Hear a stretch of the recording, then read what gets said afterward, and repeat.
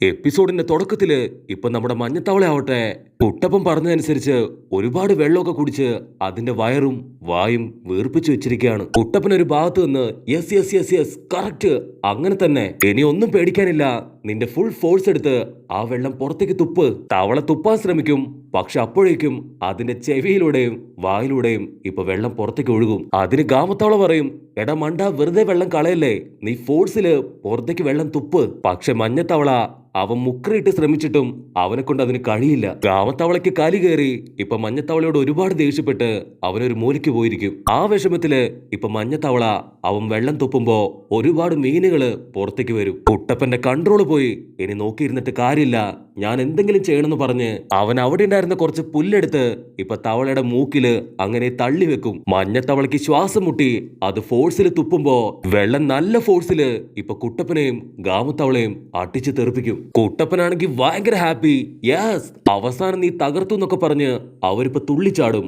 അപ്പൊ അതേ സമയത്ത് നമ്മുടെ പെമ്പിള്ളേർ രണ്ടുപേരും ഇപ്പൊ നടന്ന് ആ ഒരു 5 അംഗ സംഘം ഉണ്ടായിരുന്ന ആ ഒരു ലൊക്കേഷനിലേക്ക് എത്തും. യുക്കിമാര് വീണ്ടും അവിടെ ഉണ്ടായിരുന്ന പട്ടിയോടും പൂച്ചയോടും ഒക്കെ സംസാരിക്കാൻ തുടങ്ങും. ഒടുവിൽ ആ ക്രിസ്റ്റൽ നോക്കി അവൾ ഒരുപാട് സന്തോഷത്തോടു കൂടെ ചിരിച്ചുകൊണ്ടേയിരിക്കും. കട്ട് ചെയ്താ ഇപ്പൊ ഹൊക്കാഗയുടെ മാൻഷനില് അസിസ്റ്റന്റ് ചേച്ചി പറയും, നീ ഒരിക്കലും ഞാൻ പറയുന്നത് കേൾക്കാറില്ല, എങ്കിലും എനിക്കിപ്പോ ഒരു കാര്യം അത് പറയാതിരിക്കാൻ പറ്റില്ല.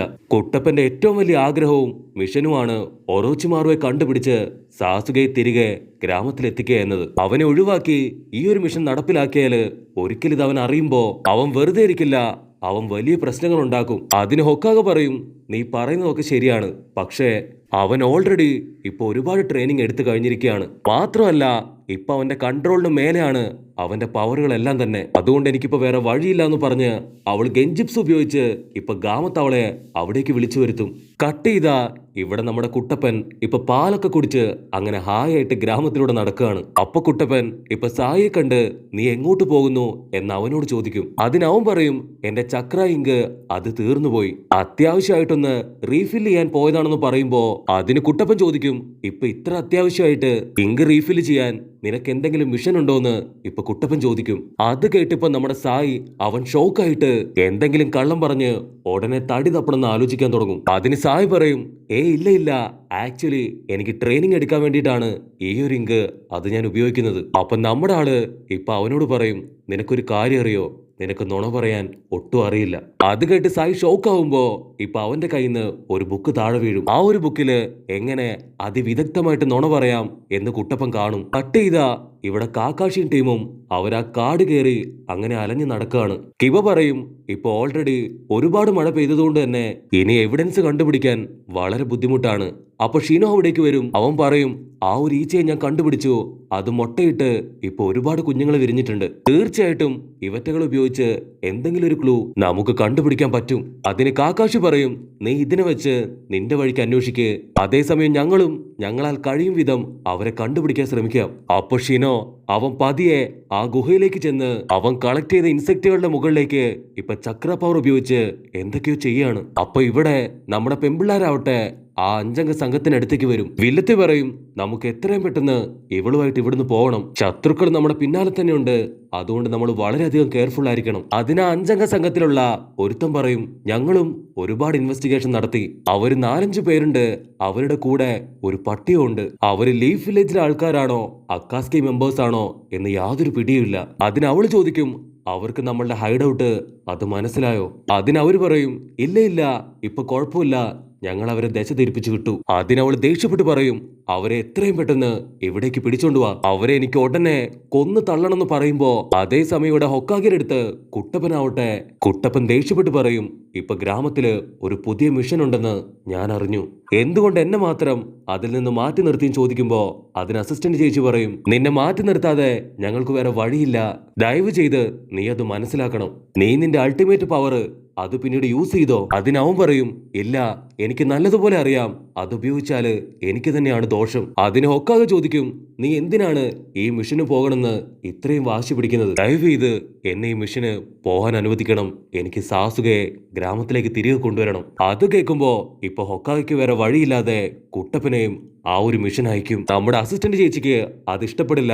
അവള് ചോദിക്കും ഹൊക്കാഗെ എന്തിനാ അപകടമാണെന്ന് അറിഞ്ഞിട്ടും കുട്ടപ്പന് ആ ഒരു മിഷൻ അയച്ചത്. അപ്പൊ ഹൊക്കാഗെ ആവട്ടെ ഇപ്പൊ ഗാമത്തവള കൊണ്ടുവന്ന ഒരു ലെറ്റർ കാണിക്കും. ആ ഒരു ലെറ്റർ അത് മറ്റാരുടെയല്ല, സാക്ഷാൽ ജിറയ മാമന്റെ. അതില് മാമൻ എഴുതിയിരിക്ക, ഞാൻ അത്യാവശ്യമായിട്ട് ഒരു മിഷന് പോവാണ്. കുട്ടപ്പൻ ഒരുപാട് ട്രെയിനിങ് ഞാൻ കൊടുത്തിട്ടുണ്ട്, പേടിക്കേണ്ട ആവശ്യമൊന്നുമില്ല. നിനക്കവനെ ധൈര്യമായിട്ട് ഇപ്പൊ മിഷൻ അയക്കാം.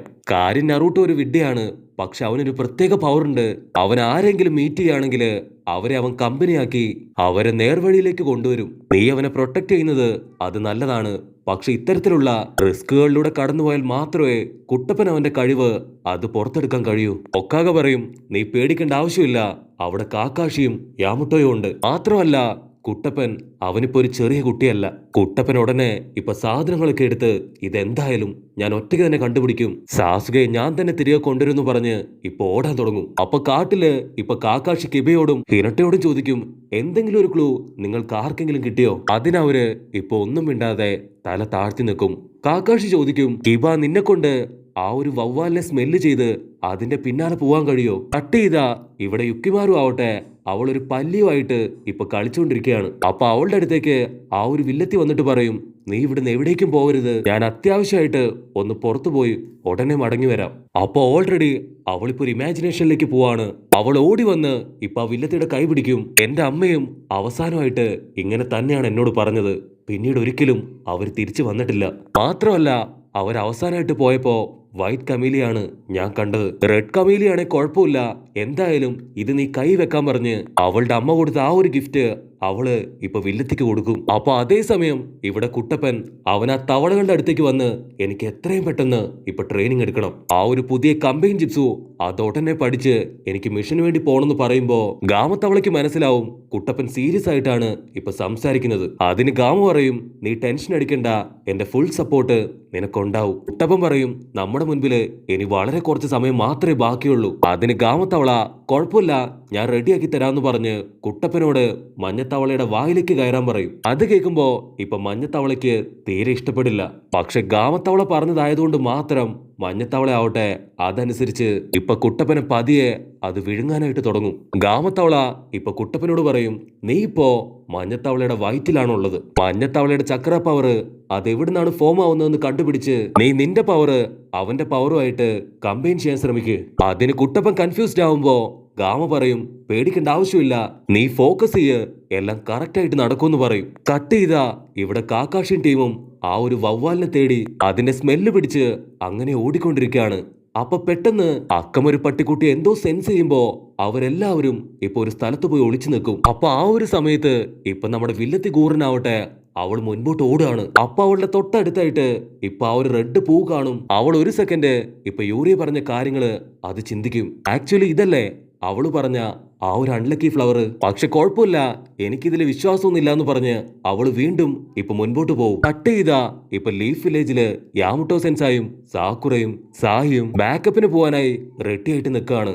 അപ്പൊ സാക്കുറ അവള് സായിയോട് ചോദിക്കും, നീ ഈ മിഷനെ കുറിച്ച് കുട്ടപ്പനോട് പറഞ്ഞിരുന്നോ? അതിനവൻ ടെൻഷനായി ഇപ്പൊ സാക്കുറയോട് പറയും, അതെ, എന്റെ വായിൽ നിന്ന് അറിയാതെ ആ ഒരു സത്യം പുറത്തുപോയി. അതിന് സാക്കുറ പറയും, അതിന് കുഴപ്പമൊന്നുമില്ല, എനിക്ക് ഉറപ്പായിരുന്നു കുട്ടപ്പൻ ഇത് എങ്ങനെയെങ്കിലും മനസ്സിലാക്കുമെന്ന്.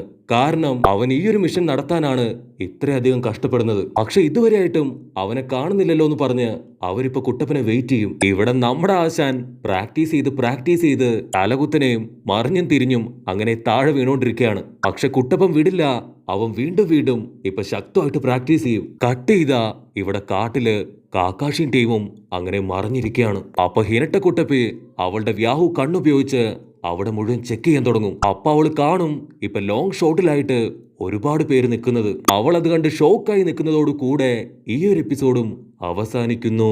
എപ്പിസോഡ് ഇഷ്ടപ്പെടുകയാണെങ്കിൽ തീർച്ചയായിട്ടും ലൈക്ക് ചെയ്യാനും കമന്റ് ചെയ്യാനും ഷെയർ ചെയ്യാനും മറക്കല്ലേ. അടുത്തൊരു അടിപൊളി എപ്പിസോഡുമായിട്ട് കാണുന്നവരെ it's me with Mallu episode.